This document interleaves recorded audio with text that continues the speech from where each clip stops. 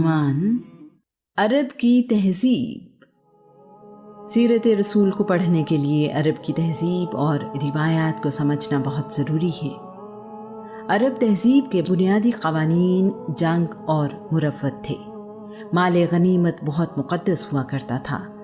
مال و دولت حاصل کرنے کا ایک برتر ذریعہ جنگ کے بعد ملنے والی غنیمت تھی۔ عرب مروت سے 3 معنی مراد لیتے تھے: مہمان نوازی، مظلوم کو پناہ دینا، اپنے قبیلے کے قوانین کا احترام کرنا۔ عرب ایک قبائلی معاشرہ تھا۔ قبیلہ ان کے لیے سب سے بڑھ کر تھا۔ عرب میں تنہا یعنی قبیلے کے بغیر رہنے کا کوئی تصور ہی نہیں تھا۔ قبیلے کے بغیر زندگی ناممکن تھی۔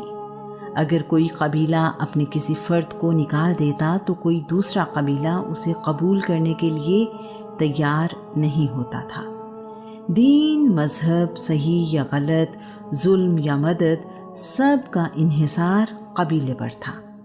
اگر قبیلے کا کوئی شخص، خواہ وہ ایک بچہ ہی کیوں نہ ہو، کسی کے لیے پناہ یا ذمہ داری کا اعلان کر دیتا تو سارے کا سارا قبیلہ اس عہد کا پابند ہوا کرتا تھا۔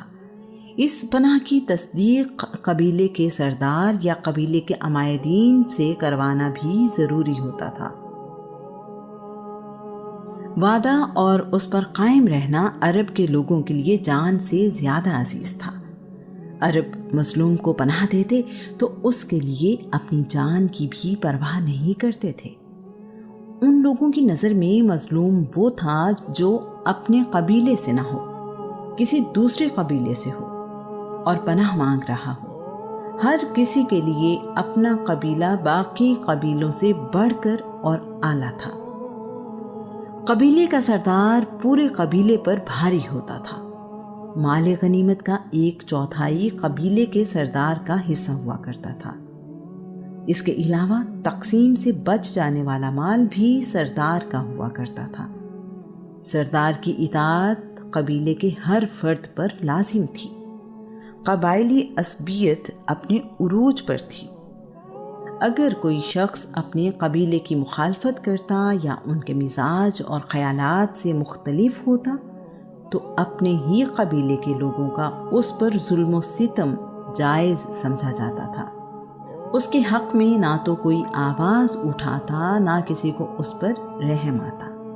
اگر کوئی قبیلہ اپنے کسی فرد کی ذمہ داری سے ہاتھ اٹھا لیتا تو یہ ایسے تھا جیسے اس کو سزائے موت سنا دی گئی ہو۔ قبیلے سے علیحدہ ہو جانے والے فرد کی شناخت رہتی تھی، نہ زندگی کی ضمانت۔ اب اگر اسے قتل کر دیا جائے یا غلام بنا لیا جائے تو بھی کوئی اس کی مدد کے لیے یا بدلہ لینے کے لیے نہیں آئے گا۔ کوئی انسان قبائلی پناہ میں نہ ہوتا یا بھولا بھٹکا ہوتا تو اسے غلام بنا کر بیچ دیا جاتا تھا۔ زید بن حارثہ کو اغوا کر کے غلام بنا لیا گیا۔ غلامی کا مطلب تھا کہ اب وہ انسانوں کے درجے سے نکل کر جانوروں سے بدتر زندگی بسر کرنے پر مجبور ہے۔ مسافر کو راستہ دکھاتے دکھاتے قید کر لیا جاتا۔ سلمان فارسی کو یثرب کا راستہ دکھاتے ہوئے غلام بنا لیا گیا۔ غلاموں کی منڈیاں لگتی تھیں اور خرید و فروخت ہوتی تھی۔ غلام کو قتل کرنے کی کوئی سزا نہیں تھی۔ مالک کو اس کی سانسوں پر بھی حق حاصل تھا اور اس کے جسم پر بھی۔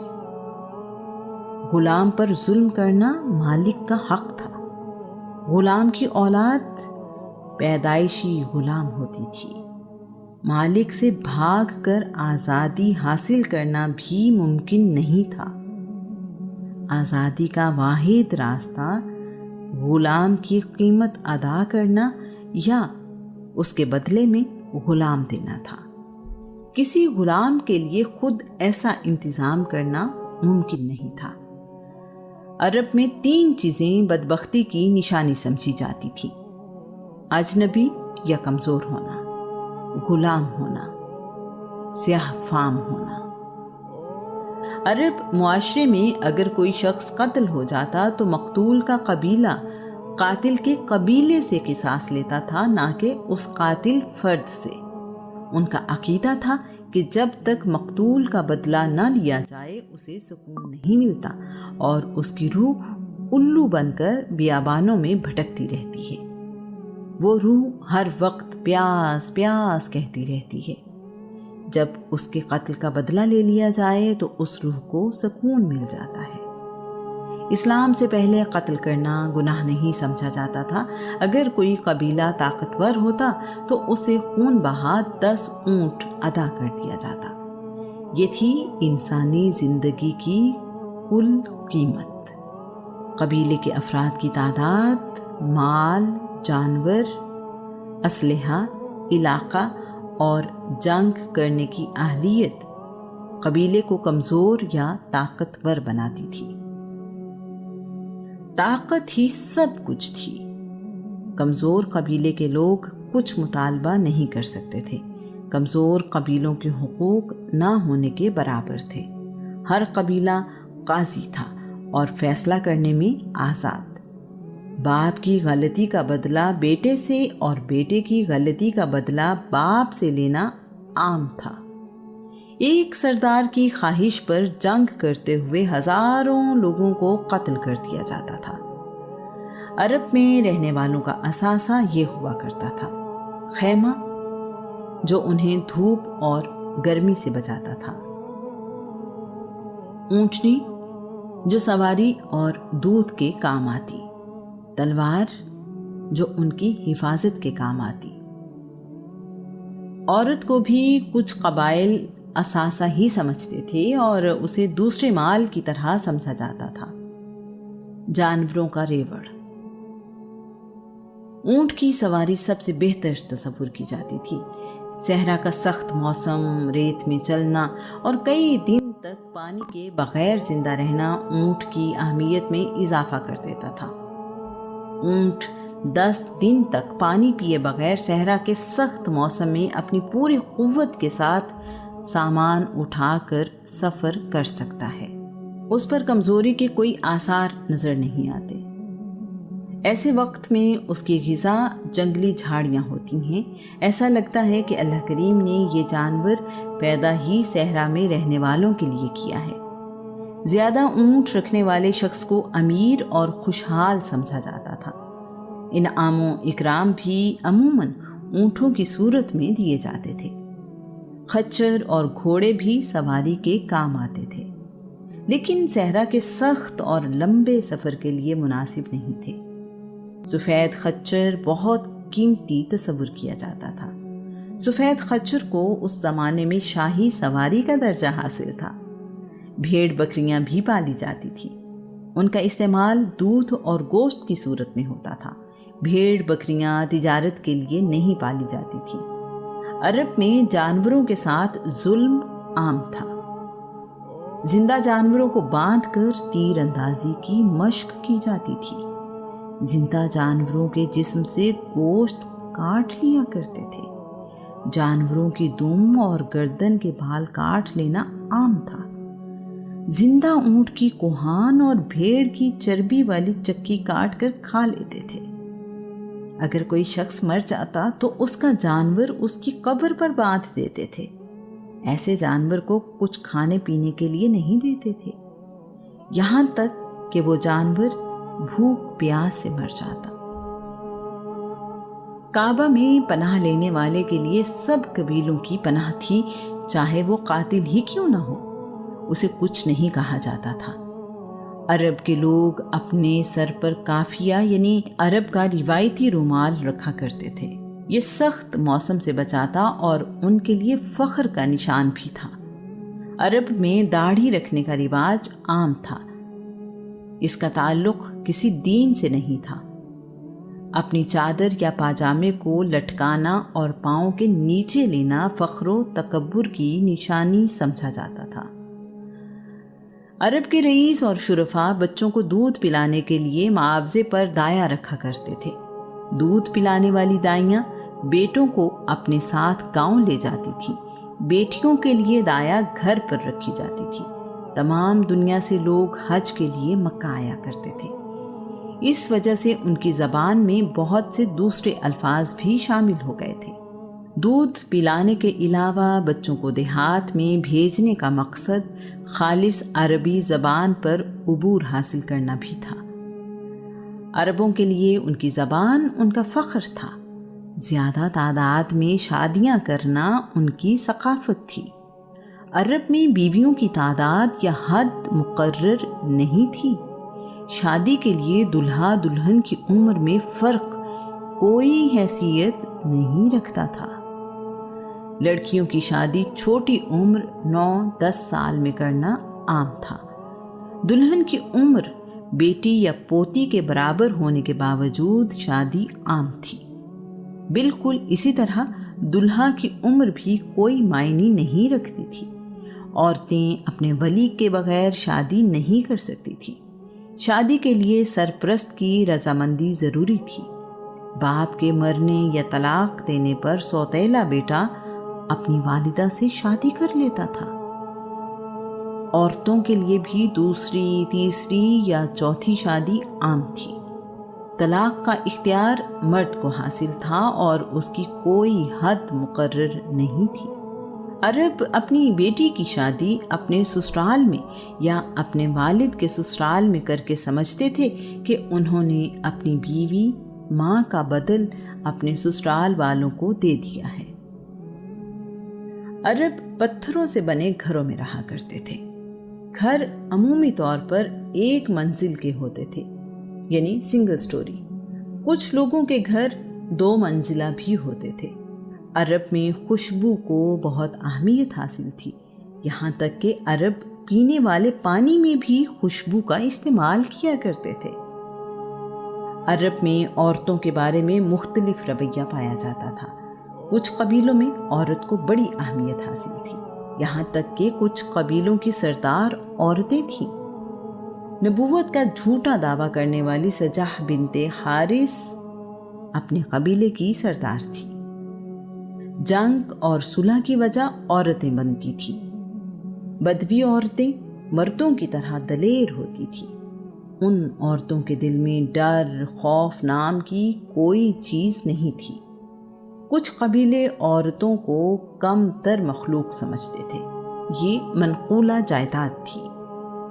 عورت وراثت میں تقسیم ہوتی اور کسی سے بھی اس کا لین دین کیا جا سکتا تھا۔ بیٹی کا پیدا ہونا منحوس خیال کیا جاتا تھا۔ کچھ لوگ بیٹیوں کو زندہ دفن کر دیتے تھے، مگر تمام قبائل میں ایسا نہیں تھا۔ قریش کے قبیلے بیٹیوں کو زندہ دفن کرنے کے خلاف تھے۔ عرب میں کعبے کا حج ہمیشہ سے رائج تھا۔ مکہ کے لوگ حج کے لیے آنے والوں کی بڑی خدمت کرتے تھے۔ وہ حاجیوں کو اللہ کا مہمان سمجھتے تھے۔ کعبے کی دیواروں پر اللہ کے نبی ابراہیم، اسماعیل، عیسیٰ اور بی بی مریم کی تصویریں بنی ہوئی تھیں۔ کعبہ میں سب قوموں نے اپنے اپنے بت رکھے ہوئے تھے۔ بت ہی خدا تھے۔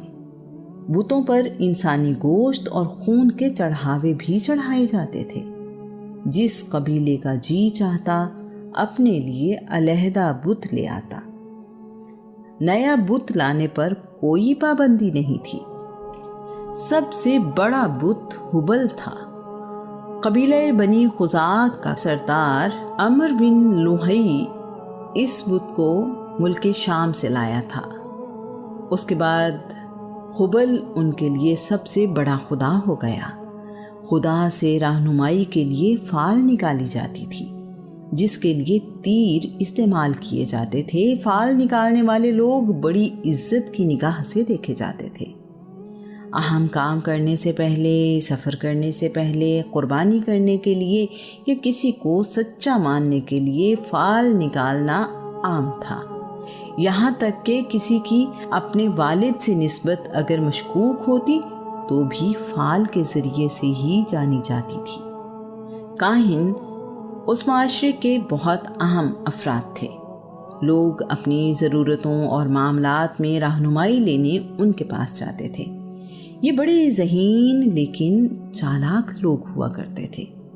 اپنی باتوں سے لوگوں کو شیشے میں اتار لیتے، لوگ ان کی باتوں اور معلومات کے سحر میں آ جایا کرتے تھے۔ دوسروں کو اپنی باتوں سے لاجواب اور بے بس کر دینا ان کا کمال تھا۔ ان کی بات کو حرف آخر سمجھا جاتا تھا۔ یہودی اور عیسائی بھی عرب میں رہتے تھے، لیکن ان کی تعداد بہت کم تھی۔ مکہ میں رہنے والوں کی بڑی تعداد بت پرست تھی۔ اگر انہیں اپنے عقائد خطرے میں نظر نہ آئیں تو مذہبی رواداری پائی جاتی تھی۔ مختلف مذاہب کے ماننے والے ایک ہی گھر میں رہ سکتے تھے۔ عرب میں خدا کو راضی کرنے کے لیے یا کسی منت کو پورا کرنے کے لیے بیٹے کی قربانی کا رواج تھا۔ انسان کی قربانی سب سے عظیم قربانی سمجھی جاتی تھی۔ عرب زبان میں اپنا ثانی نہیں رکھتے تھے۔ عرب اپنے علاوہ باقی دنیا کو عجمی یعنی گونگا کہتے تھے۔ ان کے نزدیک زبان صرف عربی تھی۔ ان کی زبان بہت وسیع ہے۔ عربی زبان باقی زبانوں کی طرح زمانے کے ساتھ تبدیل نہیں ہوئی۔ اگر آج 2000 سال پہلے گزرا ہوا کوئی انسان واپس آ جائے تو عربی زبان کو اسی انداز میں سمجھ پائے گا۔ شاید اسی لیے اللہ کریم نے آخری کتاب قرآن مجید کو عربی زبان میں نازل کیا۔ عرب اپنی عبادت گاہ کو اسلام سے پہلے بھی مسجد ہی کہا کرتے تھے۔ تمام خامیوں کے باوجود کوئی عرب جھوٹا کہلانا پسند نہیں کرتا تھا۔ جھوٹ بولنے والے کی کوئی عزت نہیں تھی۔ عرب بہت خوددار تھے۔ عرب میں کوئی کتاب موجود نہیں تھی، نہ الہامی کتاب نہ کسی انسان کی لکھی ہوئی۔ قرآن کریم عربی زبان کی پہلی کتاب ہے۔ علم کا معیار شاعری تھا۔ شاعر کو سب سے زیادہ علم والا سمجھا جاتا تھا۔ اس کی قدر سب سے بڑھ کر تھی۔ شاید اسی لیے رسول اللہ جب قرآن مجید سناتے تو عرب اسے شاعری کہتے تھے۔ شاعر اپنا سب سے اعلیٰ کلام کعبہ میں لٹکا دیا کرتے تھے۔ باقی معاشروں میں شاعر ایک ادیب کی حیثیت رکھتا ہے، جبکہ عرب میں شاعر ایک ہی وقت میں ادیب، طبیب، روحانی پیشوا اور دانشور تصور کیا جاتا تھا۔ عرب میں ذوق کی تسکین کا واحد ذریعہ شاعری تھا۔ ان کے ہاں تاریخ بھی شاعری میں ہی ملتی ہے۔ خوشی، غمی، نیک بختی، شادی یا موت اور صلح یا جنگ، ہر موقع کے لیے شاعری موجود تھی۔ ہر شخص شاعری نہیں جانتا تھا، جس کی وجہ سے شاعر بہت عزت پاتے تھے۔ مشاعرے عام منعقد کیے جاتے تھے اور بہترین شاعر کو خوب نوازا جاتا تھا۔ اس دور میں شاعر ہوا اور پانی کی طرح زندگی کا لازمی حصہ تھا۔ جنگوں میں بہادری کی تعریف اور دشمن کی برائیاں شاعر ہی کیا کرتے تھے۔ شاعری کرتے ہوئے ساکت حروف کا استعمال بھی عام تھا۔ قرآن مجید میں بھی ساکت حروف کسی سورہ کی ابتدا میں استعمال ہوئے ہیں، جیسے الف لام میم، کاف ہا یا عین صاد۔ اسی لیے اس زمانے میں کسی نے اس بات پر اعتراض نہیں کیا۔ اس زمانے میں آج جیسے سکول نہیں تھے۔ سب لوگ اپنے والدین اور قبیلے کے لوگوں سے ہی سیکھتے تھے۔ یہ کوئی عجیب بات نہیں تھی۔ قسم اٹھانا اور قسم اٹھوانا عرب کا عام رواج تھا۔ کسی چیز پر زور دینے کے لیے یا اہمیت بتانے کے لیے عرب قسم اٹھایا کرتے تھے۔ شاید یہ عربی زبان کا حسن ہے۔ سود خوری عام تھی۔ تجارت میں اہل عرب بہت سمجھدار تھے۔ شام، فلسطین، روم، ایران، حبشہ اور یمن میں سامان تجارت لے کر جاتے اور وہاں سے سامان لا کر عرب میں بیچتے تھے۔ قریش چونکہ کعبے کے خدمت گزار سمجھے جاتے تھے، اس لیے تجارت کے لیے جہاں بھی جاتے لوگ انہیں عزت و احترام سے ملتے۔ عرب تجارتی راستوں پر رہنے والے قبیلوں سے اچھے تعلقات رکھتے تھے تاکہ وہ مال تجارت لوٹ نہ لیں۔ پہاڑی اور صحرائی علاقہ ہونے کی وجہ سے آبادی آج کے شہروں کی طرح نہ تھی۔ لوگ چھوٹی چھوٹی ٹولیوں میں رہتے تھے، جہاں پانی یا سبزہ دیکھتے وہیں رہنا شروع کرتے تھے۔ سال میں 4 مہینے محترم تھے۔ یہ مہینے رجب، ذی-قعد، ذی الحج اور محرم تھے۔ ان مہینوں میں نہ جنگ کی جاتی، نہ ہی قافلوں کو لوٹا جاتا۔ انہی مہینوں میں حج اور عمرہ ادا کیا جاتا تھا۔ کوئی مرکزی نظام تھا، نہ کوئی مرکزی حکومت۔ ضرورت پڑنے پر قبائلی سردار اکٹھے ہو کر فیصلہ کرتے۔ یہ فیصلے انہی معاملات پر لاگو ہوتے جن کے بارے میں فیصلہ کیا جاتا تھا۔ باقی معاملات کے لیے قبیلے اپنا فیصلہ کرنے میں آزاد ہوتے۔ دور دور کے شہروں کو الگ ملک تصور کیا جاتا تھا۔ یہ تصور آج کے ملک کی طرح نہیں تھا۔ اس زمانے میں شہر، ملک اور بر اعظم آج کے معنی میں نہیں تھے۔ ایک ہنر اور ایک قبیلے کے لوگ ایک ہی جگہ رہتے تھے اور یہی ان کے مفاد میں تھا۔ اس طرح وہ اپنے آپ کو محفوظ سمجھتے تھے۔ چوری کرنے کی سزا اس زمانے میں ہاتھ کاٹنا تھی۔ یہ سزا الہامی کتاب زبور کے حکم کے مطابق تھی۔ عرب بہادروں کے بڑے قدردان تھے۔ بہادری عرب میں عزت کا نشان تھی۔ عرب اپنی آب و ہوا اور خوراک کی وجہ سے سخت جان تھے۔